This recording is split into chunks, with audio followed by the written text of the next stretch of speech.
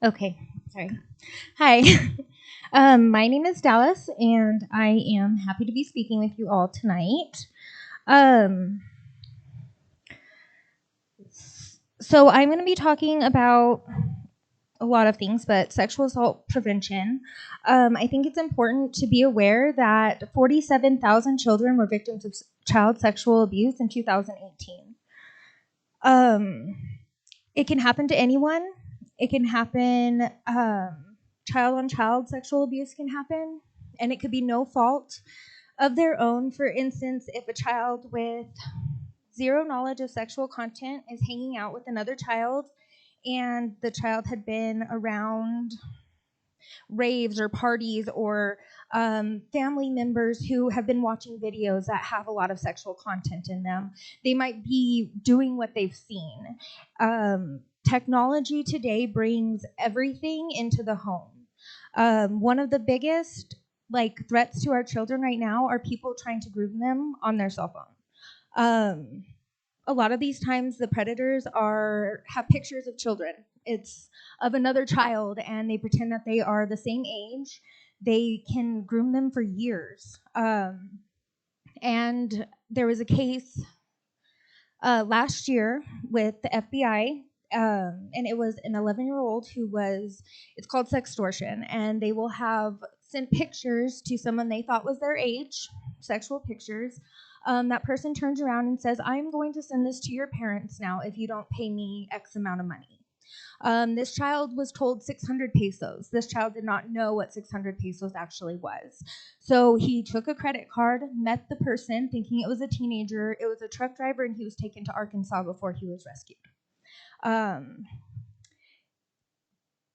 When we do not talk to our children and do not educate them about the dangers of people reaching out to them online, a lot of times parents won't even know.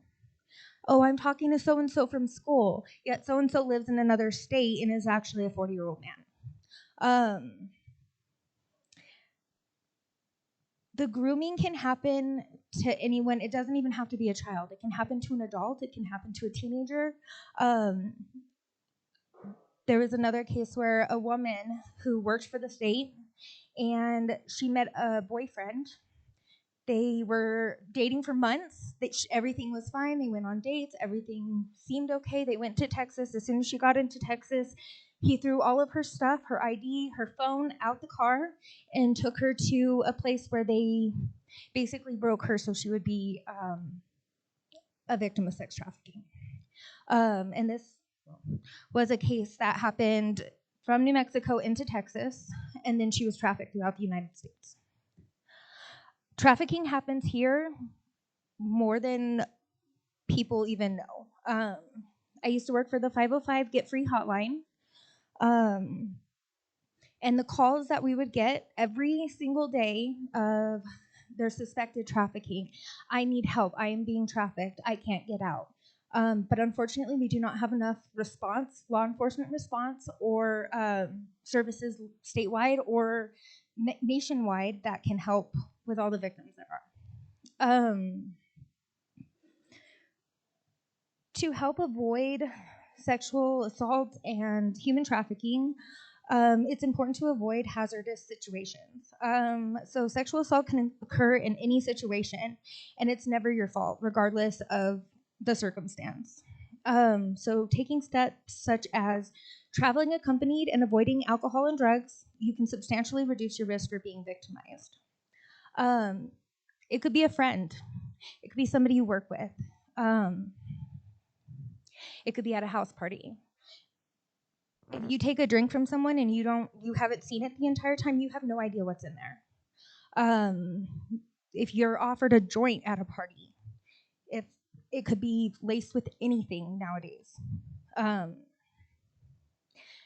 Yeah, fentanyl is one of the biggest things that is in everything. I have clients who test their drugs now because of fentanyl being in it. And usually it comes up positive. So it is taking our streets by storm. I'm sure you've all seen somebody smoking fentanyl on the side of the road, possibly even today.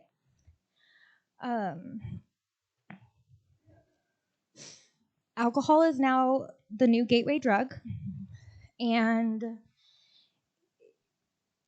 it can be even more dangerous because it lowers your inhibitions.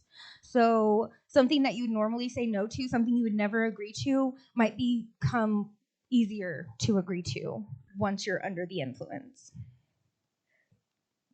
It's important to give consent, and sexual assault can happen with or without consent.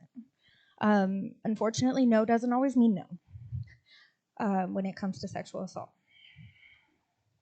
So it's important to communicate your limits clearly. If someone starts to offend you or cross a line that you have set for yourself, tell them firmly and early. Polite approaches may be misunderstood or ignored. If the person does not respect your wishes, remove yourself from the situation immediately. Miscommunication can be explained later. Do not give someone the chance to violate your wishes or boundaries. This can often contribute to the guilt felt following unwanted sexual advances, but it does not make it your fault. It can be easy for the stigma to blame the victim. A lot of times that's just kind of what happens. Oh, well, she was dressed a certain way. Oh, well, she went to that party. She knew what was going to happen. I've heard all of those from law enforcement at one point in my life. So it's important to be aware that anything unwanted is unwanted. Be assertive. Often passivity can be interpreted as permission when it's not. Be direct and firm with someone who is sexually pressuring you. Tell an acquaintance or your partner what you want or don't want and stick with your decision. And it's okay to say no, and it's okay to change your mind. And these are all important things to tell your children, because a lot of times it's really confusing with social media telling everybody one way. It's literally advertising for youth to act a specific way, to act out the dances that are around that are usually sexually exploitive in some ways or another. And a lot of times they don't know that no means no, and if they say no and it happens anyways, they feel like it's their fault. And that's why it's important to talk to our children, just so that way we can try to protect them, because this is a really dark world we live in nowadays. Trust your instincts. If you feel uncomfortable about a situation, if you have a feeling that the person your child or your cousin or niece or whatever is hanging out with is not a good influence on them, or something is going to go wrong, trust it. That's probably there for a reason.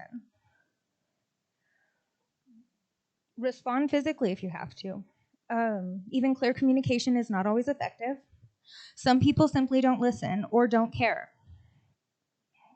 If either person is intoxicated or high, it may also complicate the situation. However, it is not an excuse for someone to commit sexual assault. If someone is assaulting you and not responding to your objections, you have the right to respond physically or to physically defend yourself if you feel you can do so.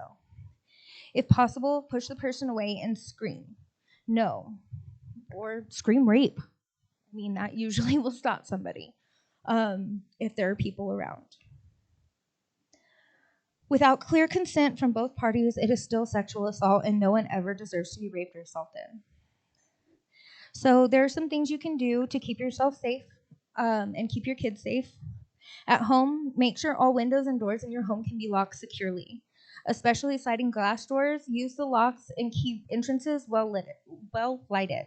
If you're walking from your car to your house and the light is off, it'd be easy for someone to come up behind you when you're trying to get your keys out and you're fumbling in the dark for your keys. And unfortunately, that has been, a tactic used, and it's usually somebody the person knows. So it's not like this is going to be some stranger coming to attack you. It's usually an acquaintance, a family member, a friend. Check the identification of any sales or service person before letting them in. If you live in an apartment, avoid being in the laundry room or garage by yourself, especially at night. If you come home alone and find a door or window open or signs of forced entry, don't go in. Go to the nearest phone and call the police. While walking, especially here in Albuquerque. It is so common for people to try to pull you over when you're walking down the street. I have been stopped so many times, even as a child, walking down the street by somebody trying to proposition me for sex, just walking down the road. It doesn't even have to be Central. I could be walking down Carlisle by Walmart. And they'll stop in front of you and pull in front of you and make it where you cannot walk around them. They are very blatant. So be alert to your surroundings and the people around you. Stay in well-lighted areas as much as possible. Walk confidently at a steady pace on the side of the street facing traffic. I always tell women and families, if you have a daughter, do not let her walk on the edge by the traffic. Traffickers have their girls on the side as like advertisement. And so that is one way that people will assume that someone is for sale.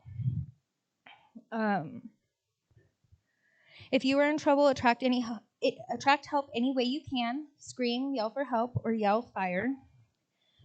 If you feel you're being followed, walk into a store or knock on a house door. While driving, keep your car in good working order and gas tank at least half full. Park in well-lighted areas and lock the doors, even if you'll be gone for a short time. When you return to your car, have the key ready and check the front and rear seats and floor before getting in. Drive with all the doors locked and never pick up hitchhikers. With the cars in parking lots, a thing that they were doing, I don't know if they're still doing it, but they were having men would be parking their vehicles right next to car doors so women couldn't get in, and then when they would try to like get into their car, they would block them in with another vehicle. That was happening at the Walmart on Wyoming for a little while. I don't know if they ever caught the people doing it, but I know that Homeland Security and FBI were investigating multiple attacks on women. They were either putting roses on their dashboard and just trying to get their attention and get them away and where they couldn't get in their own car. Hitchhikers, I've had an uncle who was attacked by a hitchhiker, and that was a male hitting another male with a rock. He just picked him up just to try to be nice, and you never know what somebody's intentions are. If you have a flat tire, drive on until you reach a safe, well-lighted, and well-traveled area, if possible. Sorry, that's weird. Exercise extra caution when using underground and enclosed parking garages. Try not to go alone. If you are being followed, don't drive home. Go to the nearest police or fire station and honk your horn, or drive to an open gas station or other business where you can safely call the police. Don't leave your car unless you are certain you can get inside the building safely. Try to obtain the license plate number and description of the car following you. These are just many ways that people can try to keep themselves safe. I mean, I know in the world that we live in today, it's like impossible to make sure that nothing ever happens to somebody. However, just being educated on ways that you can keep yourself, your children, your family safe, to prevent some type of trauma or thing to happen to them, it could save somebody's life. Does anyone have any questions before I go further?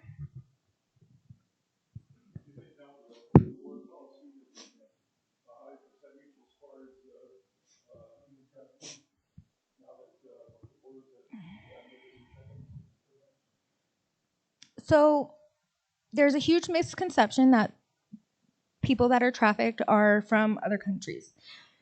They don't need to go to other countries to bring somebody. There are homeless children. There are people on drugs that will sell their children.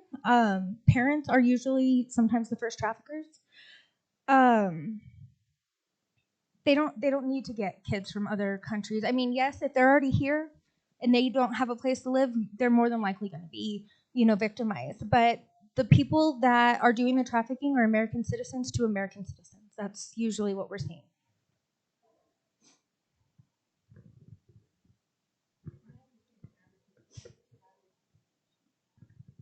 The average age for someone being trafficked here in Albuquerque is 12 to 14 years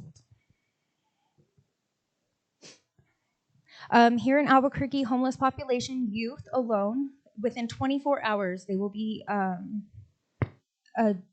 trafficker will come in contact with the youth on the streets of Albuquerque. It is guaranteed. And we only have, I'll say 1.5 programs, because one program can work with youth if they have an adult in their life, which is not normal. That's not normally what we see. But there's one program in Albuquerque that helps youth trafficking victims, and it has not very many beds. So we are seeing, unfortunately, we're seeing a lot of the youth ending up incarcerated, just trying to keep them safe and keep them alive. It's more common for youth to go back to their traffickers. I had a 16-year-old girl who, when she was working with us, she was still seeing her trafficker. When she was 18, she got pregnant by him, and then she moved in with him. And we had got her completely out of the life. We had her apartment. We were helping her get her GED, helping her in school. But sometimes they feel that the person is actually like somebody that they can trust. And that was actually her mom's ex-husband or something. It was really weird.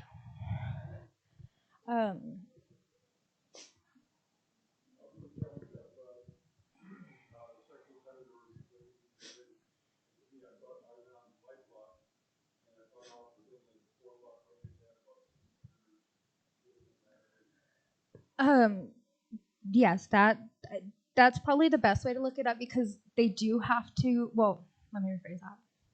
Some have to like register. Like human traffickers in the state of New Mexico do not have to register as a sex offender. Yeah. I don't know. I've been trying to get legislator to pass that law. I've been fighting it for years now, and it gets stopped every single time. And I couldn't tell you. I've also been trying to fight the time that traffickers get here in the state. If it's state, they only get 3 years. So that's why trafficking here, like human trafficking, is so big here in New Mexico, because they literally get a slap on the wrist.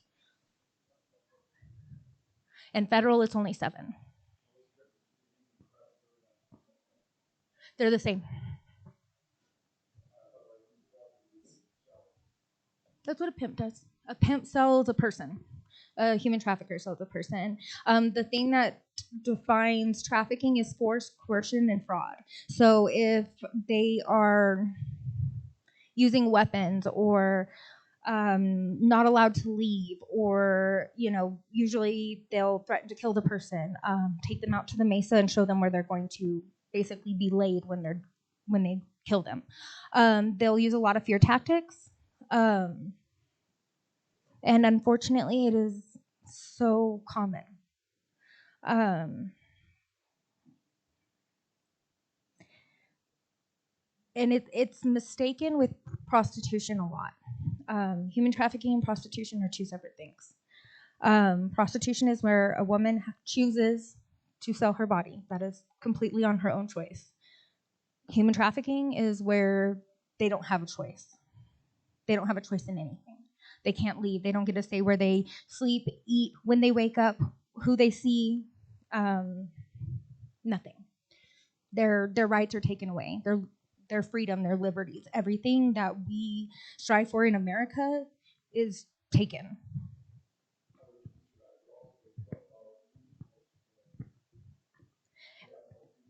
Right?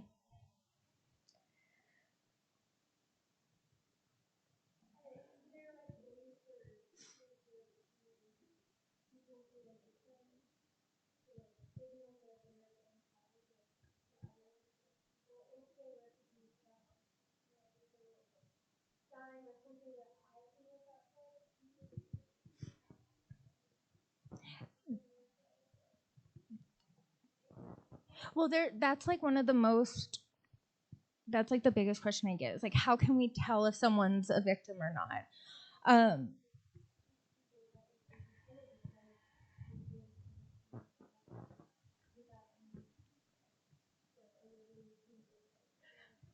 And it can be scary. Usually, it takes like their life being threatened for them to actually act, because of the fact that, for example, my trafficker used my family as bait. So he said that if I left, he would kill my family. He had my dad's address. He knew where my brother lived. So that was how he kept me under lock and key. He knew my family. Eventually, I got to the point where I was like, I am going to die if I don't leave. There is a hotline number that I had worked with the Bible company and Homeland Security and FBI to get in the pages of the Bibles, because it's usually in hotel rooms. That's usually the only thing we're allowed in a room, is the Bible that comes in the room. On the back page, there is a sheet that has numbers for survivors. So I started working with that about 2 years ago, and I believe we finally got some of them in the rooms. Everywhere that is posted with like if you're working somewhere, you'll see the workforce solution sign. There's a 505 get free number on there. So that's the local hotline that people can call and get services, or they can even ask questions like, hey, I'm seeing this, I don't know what's happening, can you see if someone can come out here? If you see something, say something. If you're not sure, might as well make a report, because at least if there's so many times that I wish somebody would have just called. Like, I wished somebody would have just been like, something's wrong with this situation, let me just call. Because I probably could have been out of the situation a lot sooner.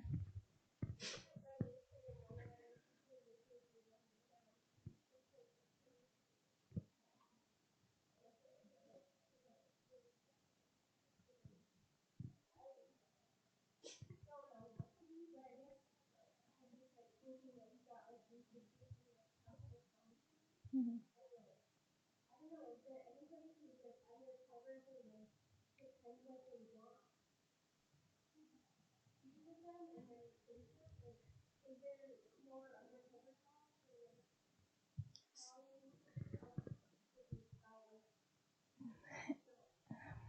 So there is an organization I used to work for them. That was my last job. It's called Deliver Fund. They are a nonprofit organization, and basically what they do is they're ex-CIA, NASA. I mean, they have all their skills to hunt terrorists, and now they use it to hunt traffickers.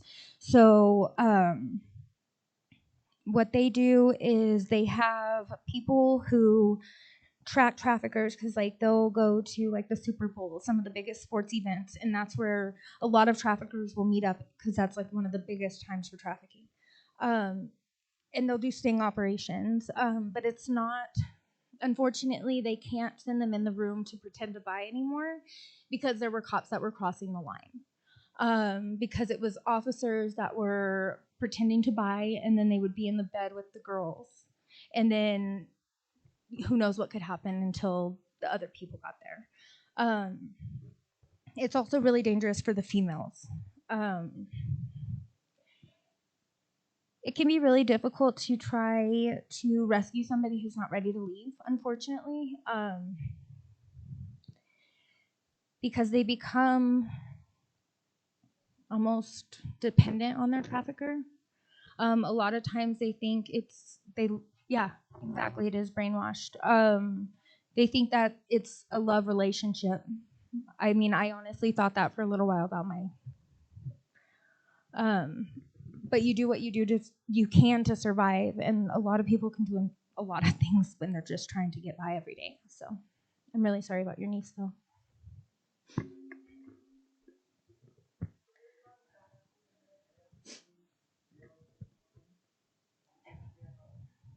We have 2 officers. I don't even know if we still have 2. We had 2. And that was back, I've been away from my trafficker now for 8 years and 9 years. And that was back then they had 2. I know they lost the funding. It was called the Ghost Unit. I don't know if it's still around. I know that there is a FBI unit and a Homeland Security unit.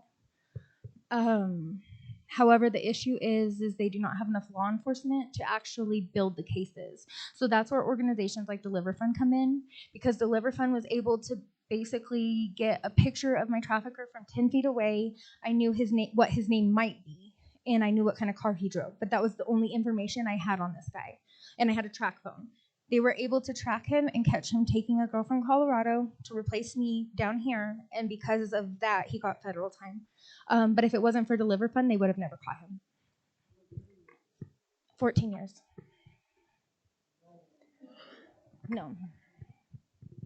And he had multiple victims, and that's federal time. So unfortunately, that's why it's so popular here. We have I-25 and I-40. We have two of the biggest freeways. And so it is just easy to get access to. There's freeways all along the side, like all along. Unfortunately, there is a big buying population in truckers. There's also a big population in truckers that fights trafficking. So it's kind of, it goes both ways. But it happens more and more frequently, and there isn't any one person that could be victim to trafficking. Boys get trafficked. Like I feel like people forget that sometimes. It doesn't matter age, gender, race, ethnicity, social class. It doesn't matter. If the individual is vulnerable in any type of way, that is something they can use to exploit. Any other questions?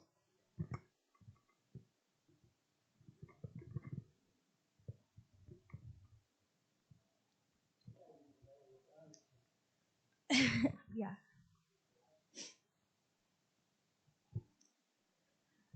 It can be really difficult. There's a few different organizations on the street. One called Street Safe. I volunteered with them, and then I stopped because of the danger of it, because they would approach girls walking on the street to give them resources, and the traffickers would be standing across the street watching. And so it is very dangerous. I've had people call me like, "There's a trafficker chasing us right now. We have a girl, and we need somewhere to take her." I'm like, I don't know what to do right now. If they're actively chasing you, call the police. Like, that's like the biggest thing that people don't know what to do with trafficking. They're like, "Oh, there's trafficking. I don't know what to do." Call the police. Like, that is the biggest thing.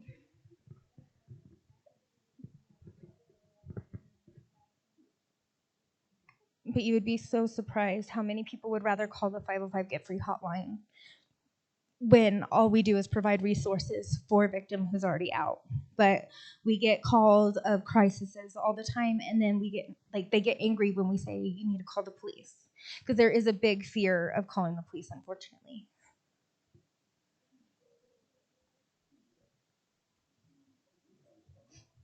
Oh no. Unfortunately, no, you're right. They can't respond. Sometimes it can take days to get a response. Someone's overdosing, don't tell them they're overdosing. Just say you have someone unresponsive, they will not come. There's not enough law enforcement for all the crime that's happening. And there's not enough response.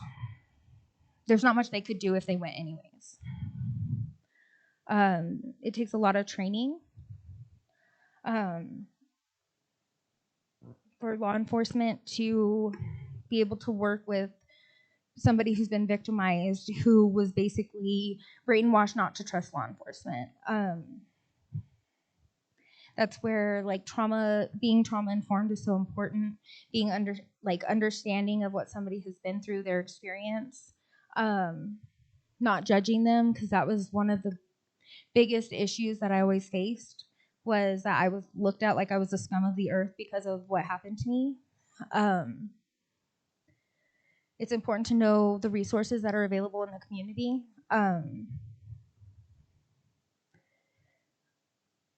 Because there are programs that are there to help.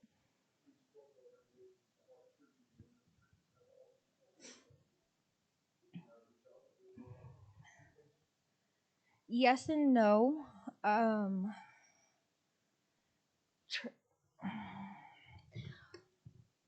I know that when I was rescued, there was a church group that kind of helped a little bit with it. They put me in a safe house for a little bit, but they just were not ready to deal with the crazy mess of a tornado I was at that moment. treatment. I was actively on heroin. I was still heavily addicted. I was not ready to quit because I was not ready to deal with everything I had just gone through.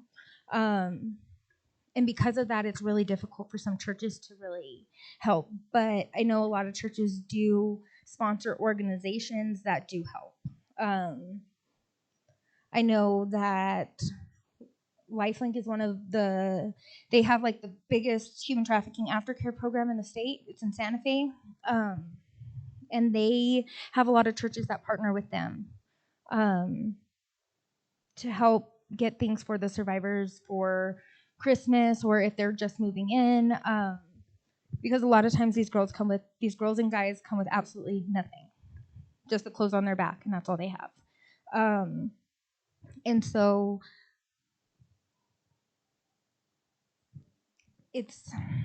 churches could get more involved. There's definitely more to do. But unfortunately, there is a gap in communication services that is still trying to be built, technically. And so we're still really trying to get the different organizations to work together so that way we can support the victims as best as we can.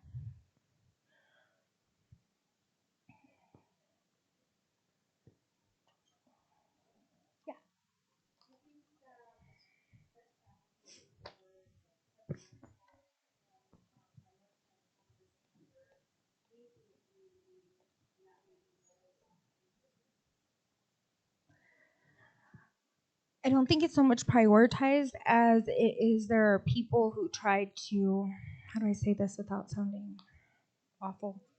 No, they try to build victims. So, how do I say that? For example, if someone sees a girl on the street who's dressed scantily and they're like, they don't know anything about her history or anything, they don't know what's happened to her, they go to her, oh, you're a victim of trafficking. Call this number. We're going to get you into an apartment. We're going to give you money to furnish your apartment and clothes. We're going to give you everything you need. Well, that sounds really good to that person. Then they wait, they get into the program, then it comes to light, oh, I've never had a trafficker. Well, then there's all that money that could have gone to someone who needed it, that went to somebody who hadn't even experienced the crime that was supposed, like, that started it. And so it makes it difficult because of the fact there are so many people. You don't know how many people would call the hotline and would be like, I've been trafficked. I'm being groomed. This guy's brushing my hair. Because they heard someone say the keywords. So they're calling the hotline. They're like, oh, if you tell them you're being groomed. Well, someone hears that. They're like, oh, I'm being groomed. I'm being cleaned. They have no idea, like, the context of it. So then they call the hotline. Oh, I'm being groomed. This guy was brushing my hair. And, like, they think that they're going to get free housing.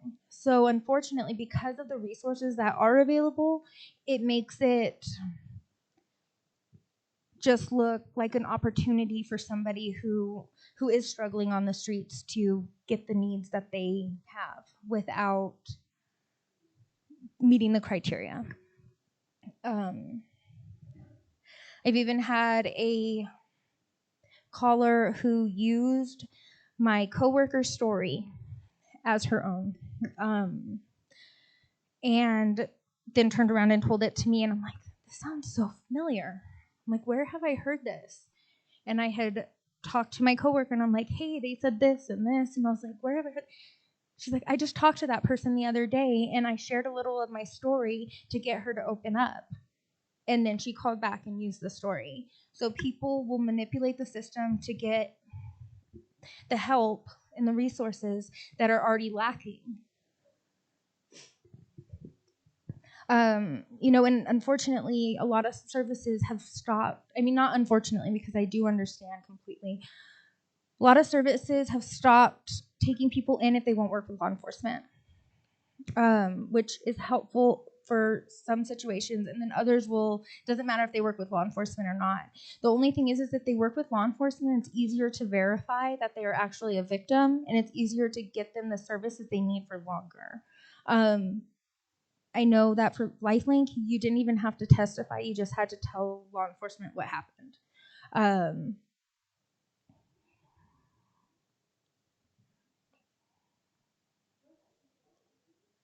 Uh, no, because I used to be the lifelink in Albuquerque. So they do house people down here occasionally, but they don't have a building down here anymore. They just travel from Santa Fe back and forth. But there's not actually a building down here anymore.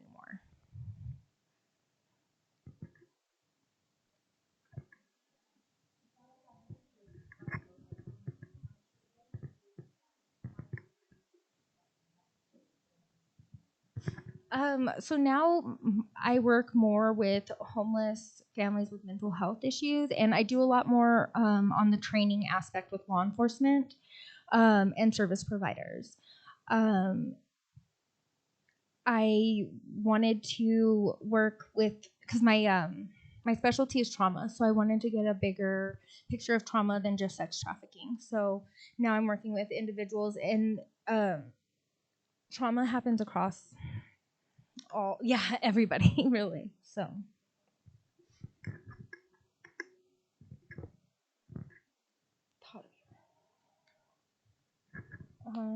any more questions or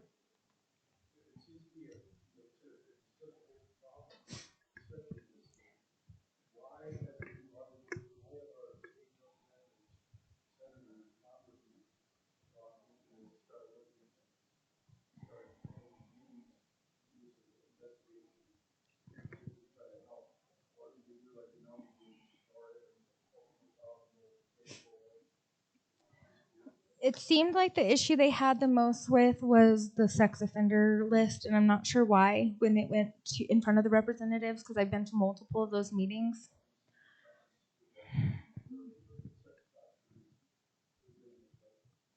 Yeah, unfortunately, yes, that's usually the case. Um,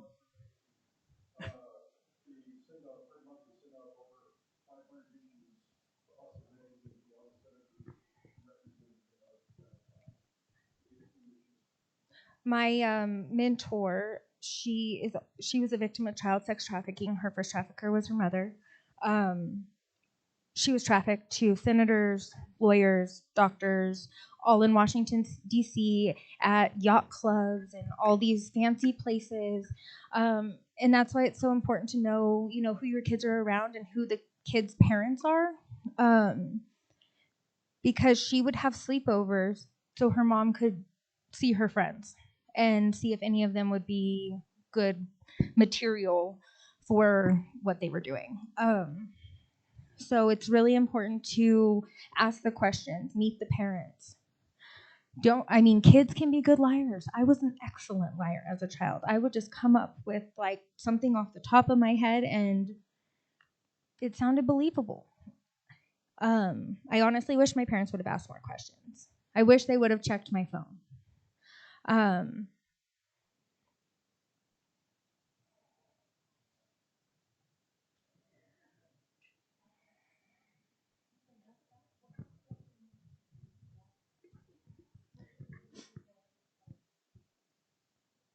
any type of like sexually explicit conversations, pictures. I know it's not something you want to look at or look for on your child's phone at all.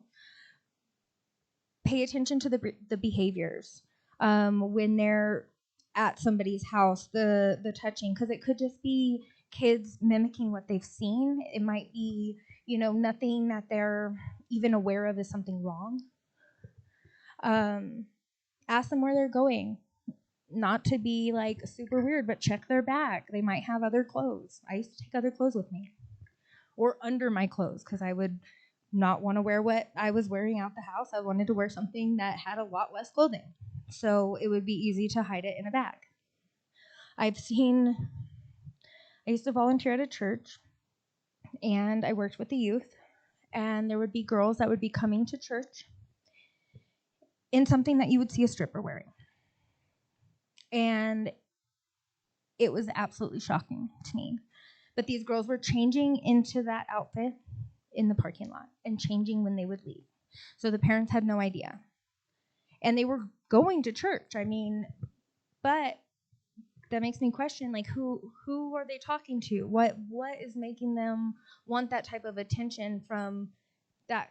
I don't know. It just, there's a lot of questions that could be raised with certain behaviors. The apps are one of the biggest ways, like Snapchat, messages are deleted within 24 hours. So that's one of the biggest ways child predators are talking to your children. They're going to be on Snapchat, but they're not going to be looking like a predator because he's going to talk to a predator's picture. They're going to look like the cutest kid, boy, girl that they've ever seen. And how does this person even want to talk to me? Always, and for like the younger people, check the pictures. I've had people recently add me, and I look at their pictures, and there's only 1 or 2 pictures of that individual. That's a red flag. Everybody posts 1,000 pictures of themselves. If there's only 1 or 2 of that person, it's probably not a real profile.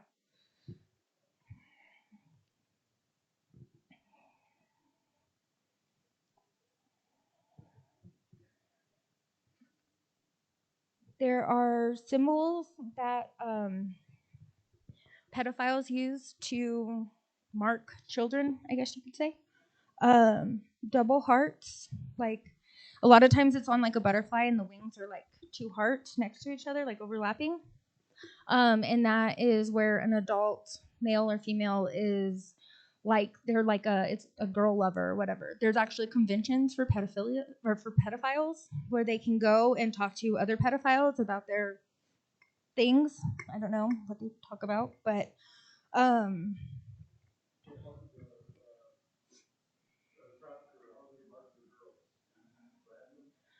they can sometimes. It depends on the trafficker.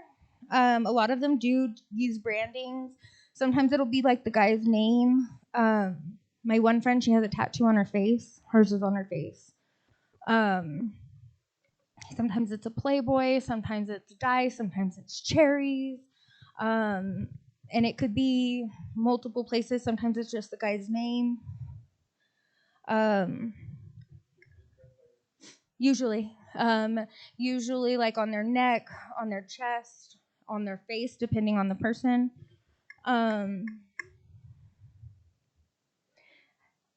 Sometimes it is like a brand, like a burn.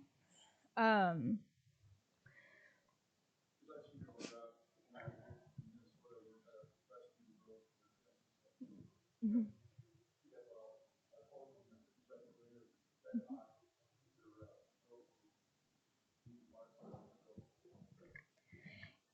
Yeah, unfortunately, they never stop coming up with sick ways to brand individuals or just to show ownership of a human.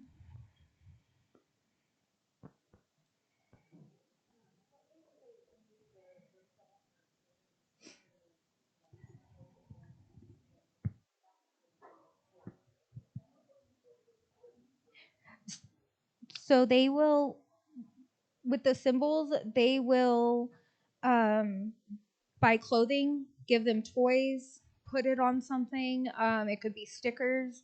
A lot of times it'll be like, and they're on even like toys that are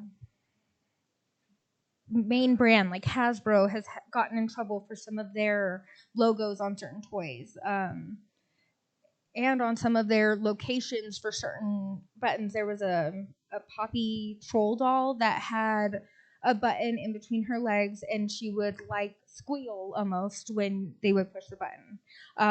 So there was a lot of different ways that people can mark the child, and mainly it's just by giving them gifts that has it on them, because then it shows, if a little girl's wearing the butterfly shirt with the 2 hearts overlapping, that shows other pedophiles that she is already claimed by somebody, that she is already being groomed.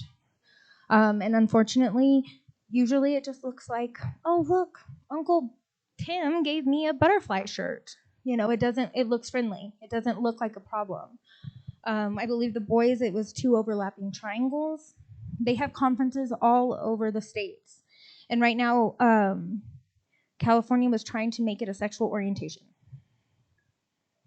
which I don't understand that.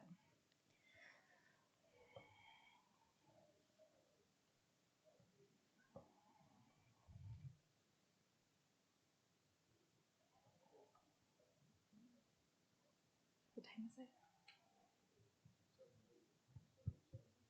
Okay. I was like, I don't know how long I've been up here. I have no idea. Okay. um, I think the main thing, though, is just to be alert, talk to your children, have open communication, and then be proactive, not reactive. It's so easy to be reactive. I'm one for that. Because I just see red when it comes to my child. So, but when shame is incorporated with something that's happening to them, it'll less likely keep them to not say anything than to come forward. The thing is when you see something going on with your child, get them the help they need, because that is like the biggest. I mean, children's behaviors are their biggest red flags. It's not, just average teenage stuff. Oh, all teenagers do this. Like, if you're concerned about it, take them to see somebody. Sometimes it can be easier for them to talk to somebody who isn't their mom or dad because of that shame piece or that guilty piece, even though regardless what could have happened, especially if it's a child, it isn't their fault. If it's sexual assault at all, it isn't their fault, regardless of the age. But there is such guilt that goes with it, that it's just important to just be there and just to provide them the support that they need when they need it.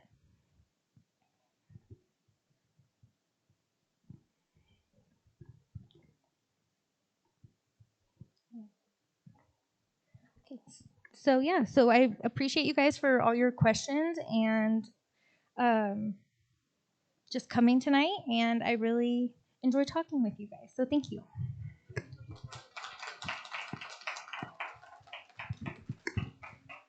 Thank you, ma'am.